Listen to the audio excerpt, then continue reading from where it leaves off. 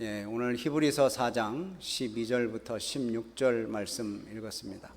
은혜의 보좌 앞으로 나아가자라는 제목으로 함께 은혜를 나누고자 합니다. 우리가 이제 히브리서를 처음 대하시는 분들도 계실 텐데 새벽에 지금 히브리서를 계속 보고 있습니다.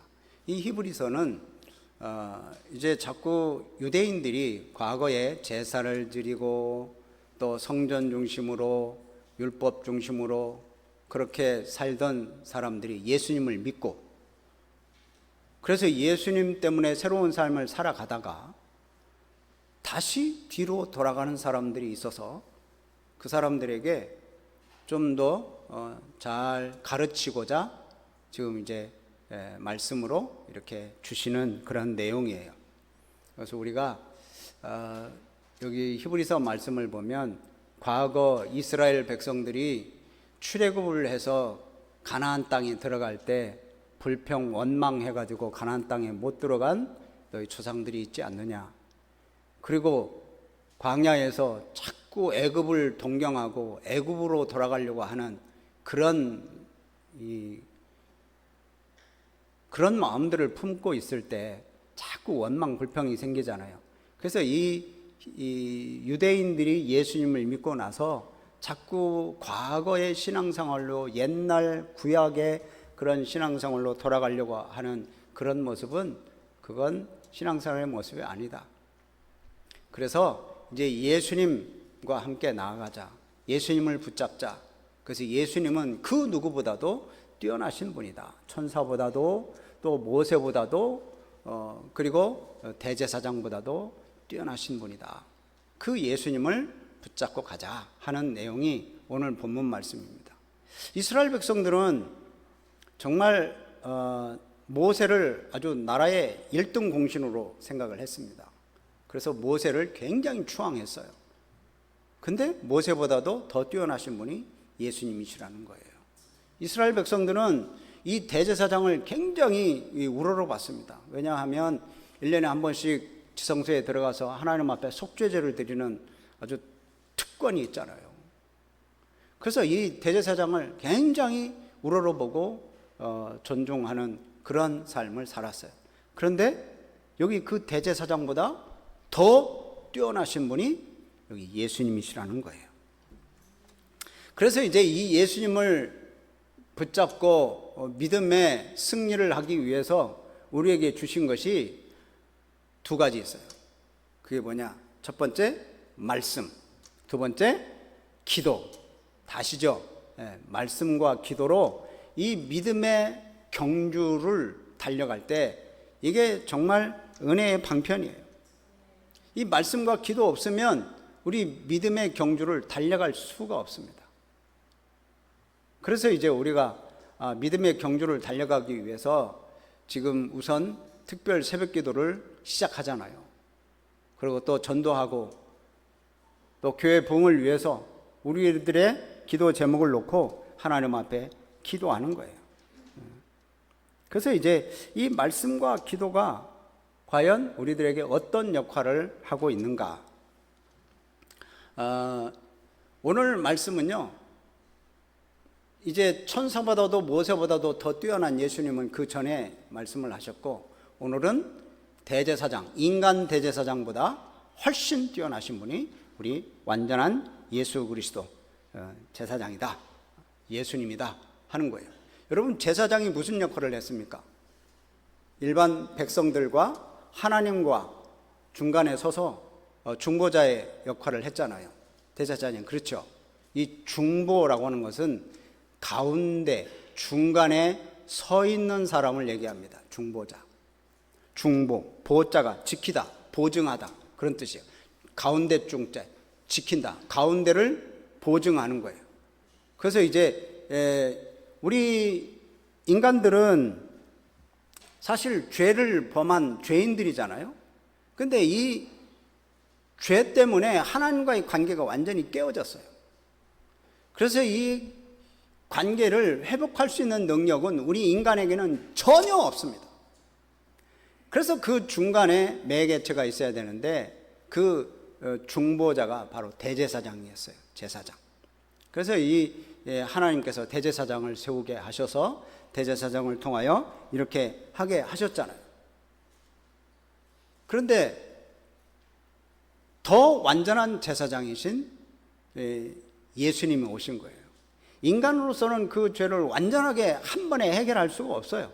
매번 제사를 드려야 되고 매번 해야 되는 그런 일들을 하나님께서 우리 인간 스스로는 해결할 수 없는 문제이기 때문에 하나님의 아들 예수 그리스도를 이 땅에 보내주시고 또 우리의 인간의 삶을 다 살게 하시고 또 그래서 십자가에 죽으시고 부활하셔서 우리의 죄악의 문제들을 아주 말끔하게 해결해 주신 거예요.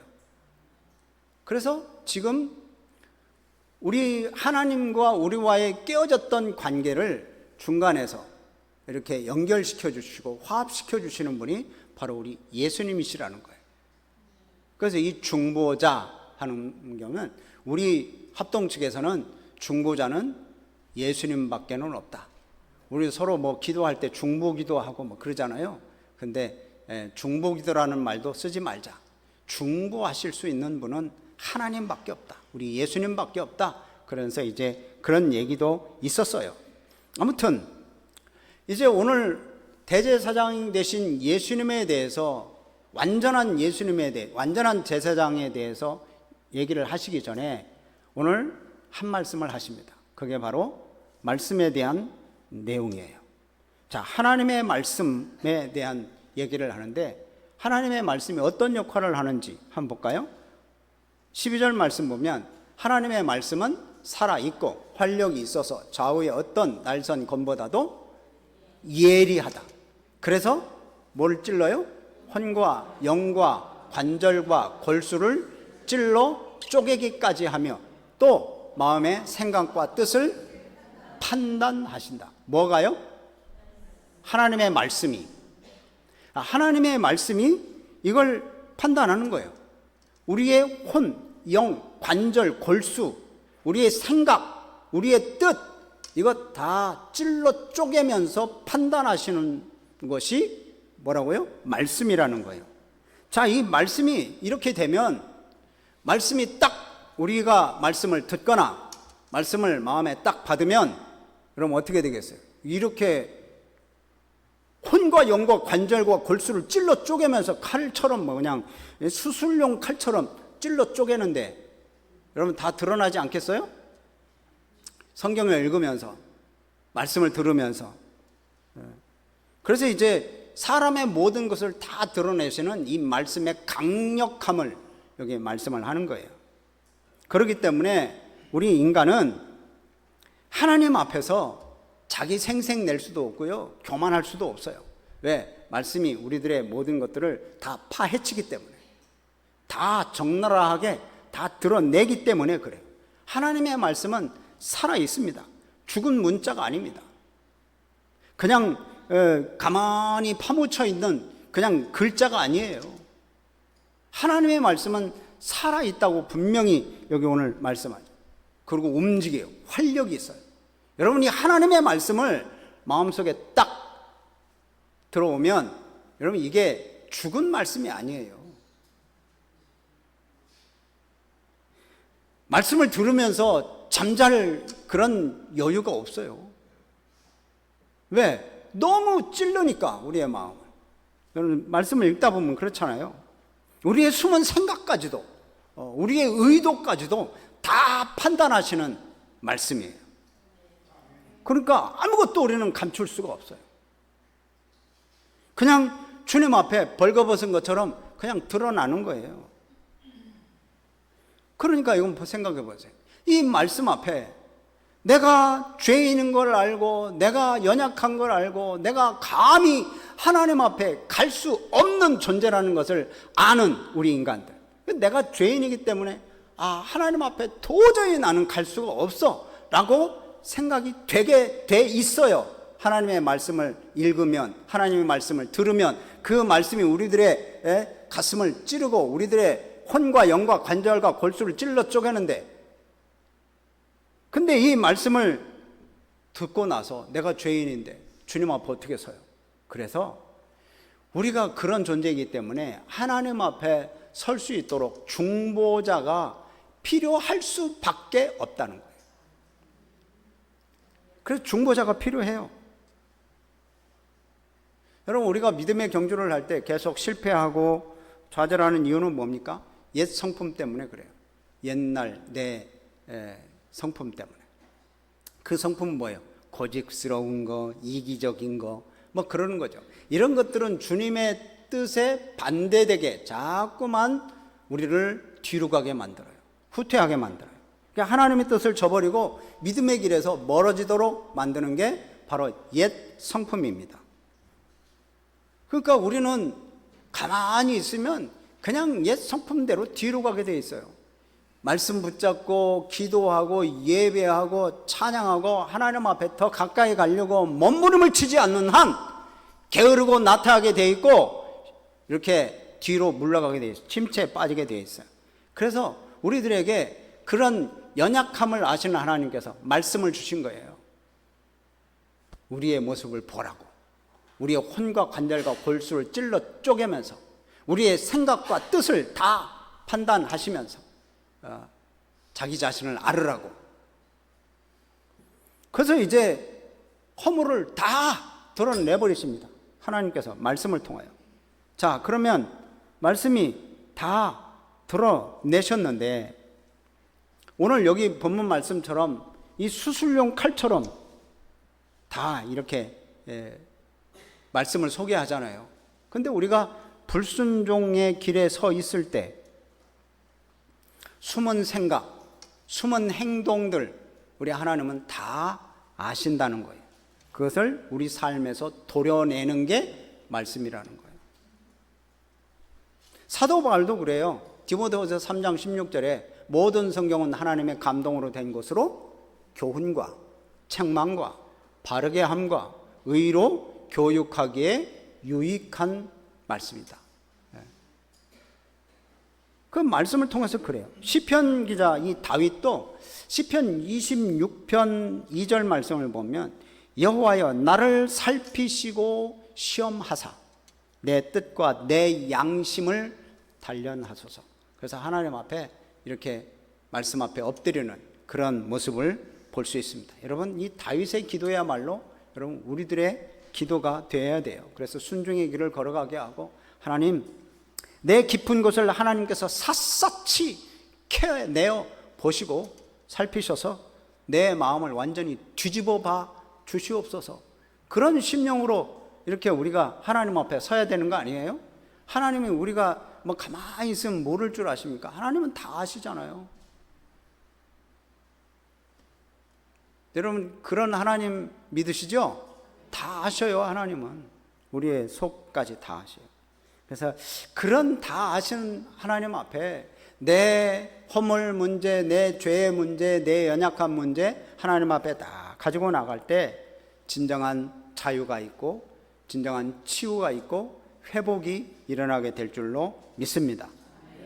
그래서 이제 중보자가 필요한 인간이기 때문에 이 허물을 잘 아는 예수님이 계시다는 거예요. 우리 가운데 계시다. 자, 14절 보세요. 14절 시작. 그러므로 우리에게 큰 대제사장이 계시니 승천하시니 곧 하나님의 아들 예수시라. 우리가 믿는 도리를 굳게 잡을지어다. 네, 아멘. 여러분 인간 대제사장이 무슨 일을 하는지 5장 1절을 보면 히브리서 5장 1절을 보면 나와요. 우선 인간 대제사장에 대해서 얘기한 게 사람 가운데서 택한 자, 그리고 여기 하나님께 속한 일을 사람을 위하여 하는 거예요. 하나님께 속한 일에 사람을 위하여 일을 하는 거예요. 그리고 예물과 속죄하는 제사를 드리게 하는 사람이 누구예요? 인간 대제사장이에요. 인간 대제사장. 근데 이런 중보자 역할을 하지만 아까도 잠깐 말씀드렸지만 자기도 인간이잖아요. 모든 인간은 죄를 범하였죠. 하나님의 영광에 이르지 못하기 때문에 자기 자신을 위해서도 속죄제를 드려야 돼요. 그래서 완전한 제사가 될 수 없는 거예요. 그런데 예수님은 죄가 없으신 완전한 제사장입니다. 아멘이시죠? 예, 예수님은 죄가 없으신 완전한 제사장. 그래서 우리들의 죄와 허물, 모든 문제 깨끗하게 해결해 주는 분. 그래서 14절 말씀에 큰 대제사장이라고 해요. 큰 대제사장.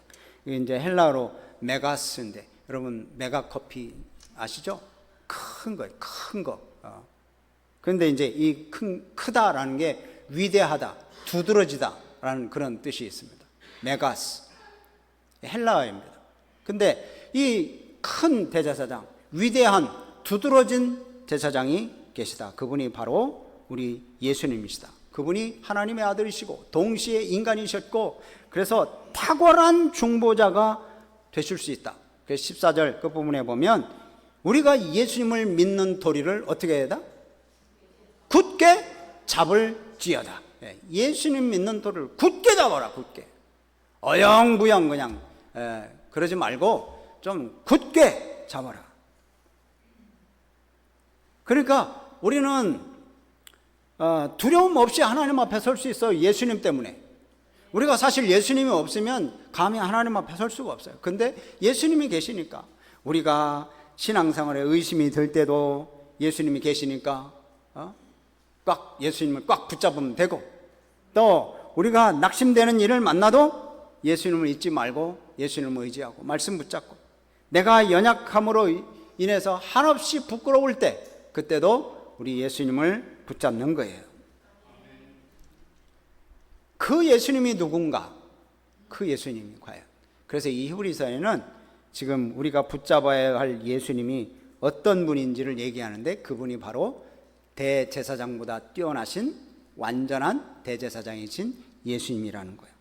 인간 제사장과는 감히 비교할 수도 없는, 너무도 뛰어나신 분, 너무도 높으신 분, 너무도 크신 분, 그 예수님이라는 거예요. 그런 예수님이 우리와 함께 하셨고, 우리와 동행하셨고, 우리 인간의 눈높이에서 실제적으로 인간의 삶을 사신 분, 그래서 우리 인간의 희노애락을 너무도 잘 아시는 바로 그분 예수님이 우리의 중보자가 되신다는 거예요. 그래서 우리 그 예수님은 우리의 연약함을 동정하지 못하실 분이 아니다. 그러니까 우리의 연약함을 다 아셔서 충분히 이해하신다는 거예요. 그래, 내가 너 충분히 이해한다. 그렇지만 우리 인간으로 사신 우리 예수님이시지만, 이 15절 끝부분에 보면 죄는 있다 없다? 없으시다. 죄는 없으십니다. 우리의 연약함 때문에 우리는 하나님께서 멀어지고, 또 우리의 죄악 때문에 하나님과 관계가 깨어지고 하나님의 마음을 아프게 하는 그런 우리들입니다. 그럴 때마다 우리가 예수님께 나아간다면 이 중보자 되시는, 대제사장 되시는 이 예수님께서 우리를 충분히 도와주신다. 우리의 관계도 충분히 회복시켜 주신다. 그래서 예수님께 나아가자 하는 거예요. 여러분, 정말 우리는 은혜의 시대를 살고 있어요. 우리가 옛날처럼 그렇게 막 제사 지내고 하나님 앞에 나아가는데 두려워하는 그런 존재 아니잖아요.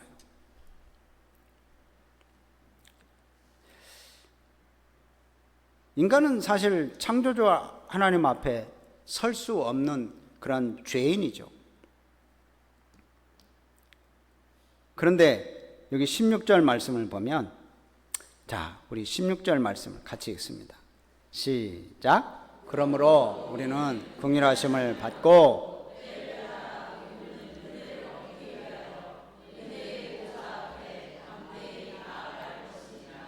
아멘. 예, 여기서 말씀을 보면요, 우선 우리 성경에는 그러므로밖에, 그러므로가 처음으로 이렇게 나와 있는데, 헬라어죠. 신약이니까 헬라어 성경 보면 나아갈 것이다, 나아가다 라고 하는 단어가 먼저 나와 있습니다.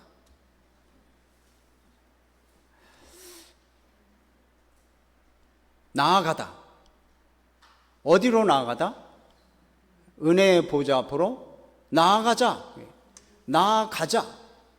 이 나아가자라고 하는 이 말은 아주 매우 가깝게 가자는 거예요. 친밀하게 접근해서 가자, 나아가자. 누구에게? 은혜의 보좌 앞에 나아가자. 이 나아갈 때 이 가까이 가서 볼 수 있고 서로 말할 수 있고 만질 수 있을 만큼 가까이 가자. 이 나아가자는 거예요. 주님 앞에 나아가자. 여러분 주님 앞에 많이 나아가시기를 바랍니다. 예수님으로 말미암아 이 은혜의 보좌 앞에 나아갈 수 있는 거예요. 여러분이 은혜의 보좌는 하나님의 보좌를 얘기하는 겁니다.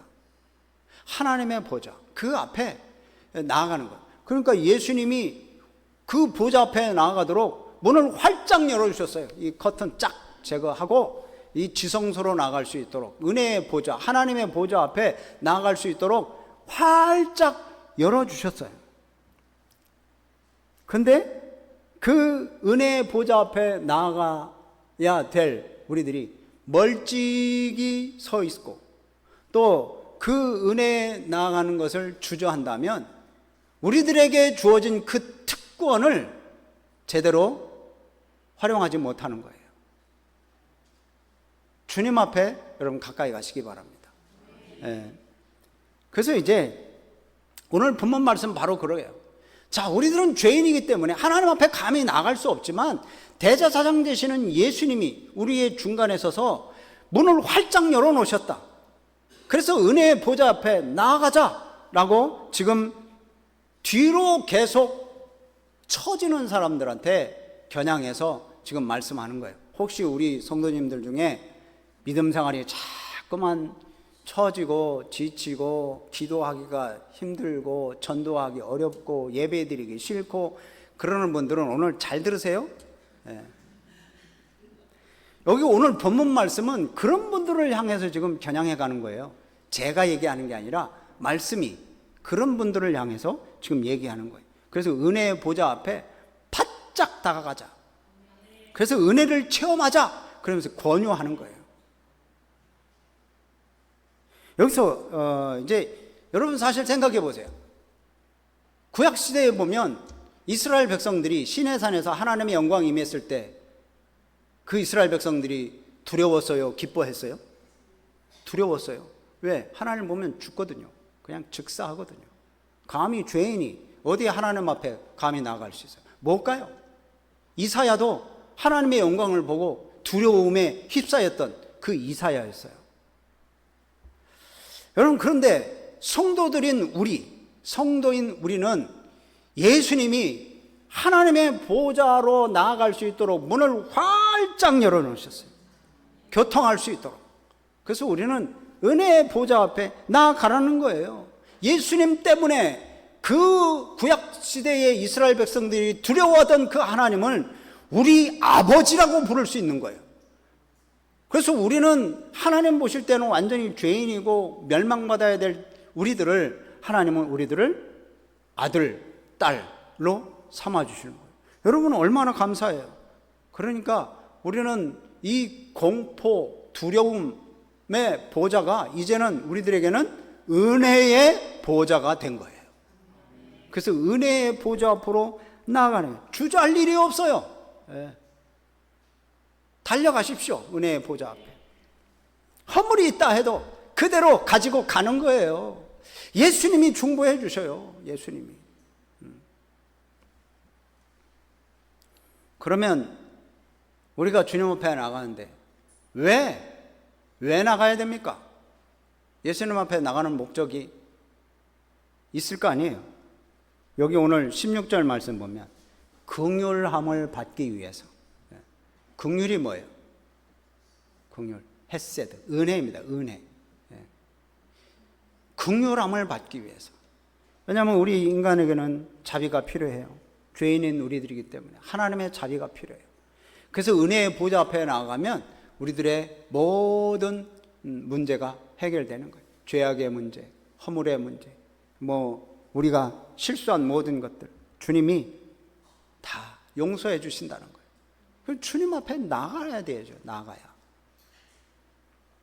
그래서 우리 죄인된 인간에게는 하나님의 자비가 필요하고, 두 번째는 16절 말씀처럼 때를 따라 돕는 은혜를 얻기 위하여. 은혜를 얻기 위하여. 하나님 앞에 보좌에 나갈 때 때를 따라 돕는 은혜가 있어요. 여러분, 다 지난 다음에 도와주시는 건 무슨 소용이 있어요? 아무 소용 없잖아요. 이스라엘 백성들이 가나안 땅에서, 척박한 땅에서 하나님께서 때를 따라 늦은 비와 이른 비를 주신 것처럼 우리들이 주님의 보좌 앞에 나아갈 때 우리들에게 때를 따라 하나님께서 은혜를 주시는 거예요.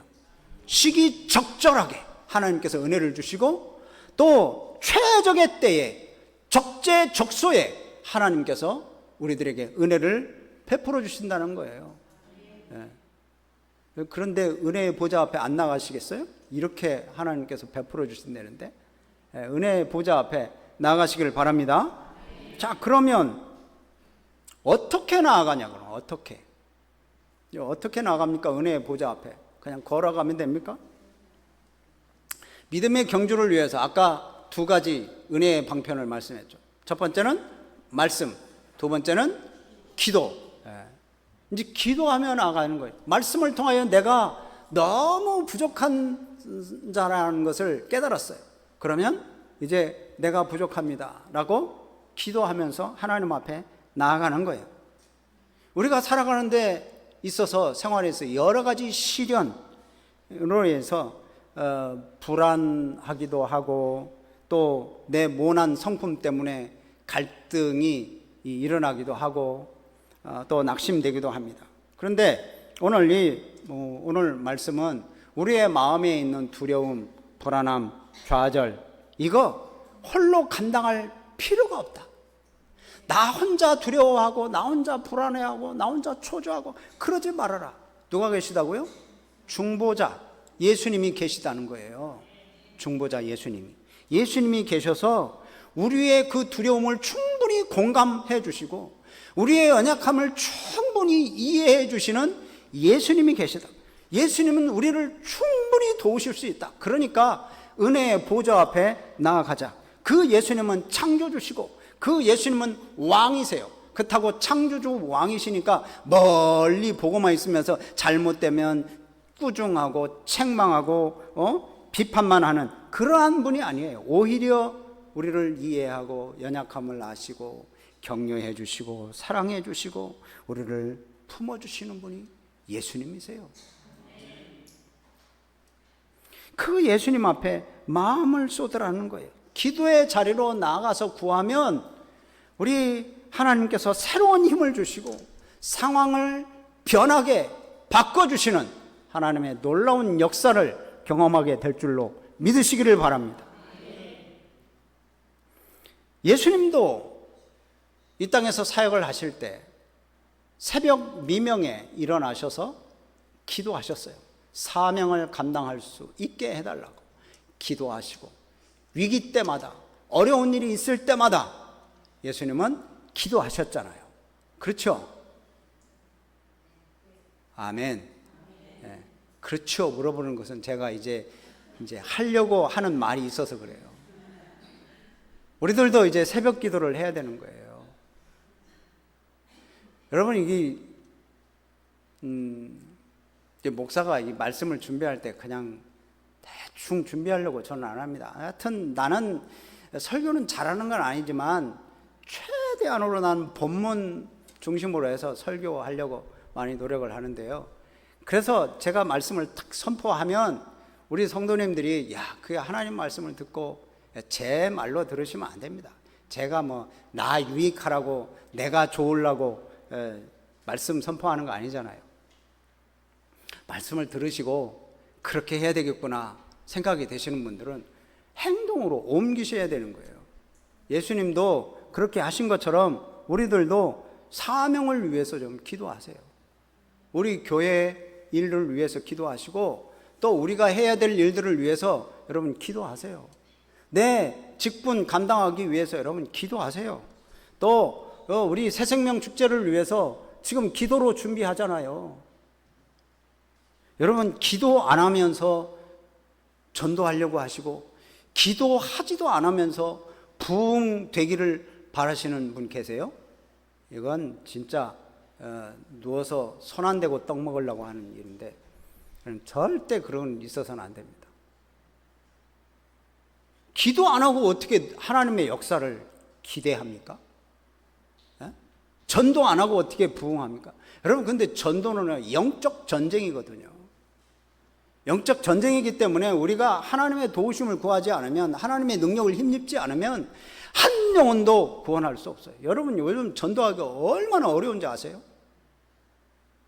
제가 아는 목사님은요, 우리 성도님들이 전도하면서 전도제를 갖다가 자동차 앞에 그 와이퍼에 이렇게 꽂아놓는 거 있잖아요. 그거 해가지고 경찰서에 끌려가고, 차에 꽂아놨다고, 전도지 꽂아놨다고. 그래가지고 법정에 가서 재판까지 받았대요. 벌금도 물고. 여러분, 요즘 시대가 그렇습니다. 요즘 어린아이들 전도하면 어린아이들 전화번호 따잖아요. 엄마한테 난리가 납니다. 어저께 토요일날 우리 교사들 전도하러 나갔다가 지난주에 어린아이들 전화번호 받았다고 난리가 났어요. 그래서 사과하고. 요즘 전도하기가 이렇게 힘들어요. 처음 보는 사람 전도하려면 이렇게 힘든 시대예요. 그러니까 여러분, 우리는 잘 아는 사람 전도해야 돼. 잘 아는 사람. 내 가족, 내 남편, 내 자녀들, 내 손주들 전도하세요. 전도. 교회 갑시다. 얘기 좀 하시고. 아멘. 예. 먼 데 있는 사람, 처음 본 사람 전도하려면 얼마나 힘들어요. 근데 이제 내 가까이에 있는 사람 전도하려면 정말 말씀으로 내 혼과 영과 관절과 골수를 찔러 쪼개야 됩니다. 왜냐하면 내가 변화되지 않고 내가 예수님처럼 살지도 않으면서 야, 우리 예수 믿으러 가자, 교회 가자. 누가 따라옵니까? 누가 따라와요? 세상 방식대로 다 하고 세상 사람들이 하는 그런 일들 다 하면서 예수 믿는 사람이라고 그렇게 얘기하면 누가 따라와요? 예수님은 정말 구별된 삶을 사셨잖아요. 그 예수님이 계시니까 우리의 문제를 해결하는 거예요. 내 힘으로 전도할 수 없어요. 내 힘으로 이 사역을 감당할 수 없어요. 내 힘으로 가정을 세울 수 없고 내 힘으로 사업을 운영할 수 없으니까 하나님, 나 좀 도와주세요. 그렇게 우리가 주님 앞세워서 기도하는 거 아니에요. 예수님이 기도의 본을 보였듯이 그 본을 따라서 우리가 기도로 여러분 시작하시기를 바랍니다.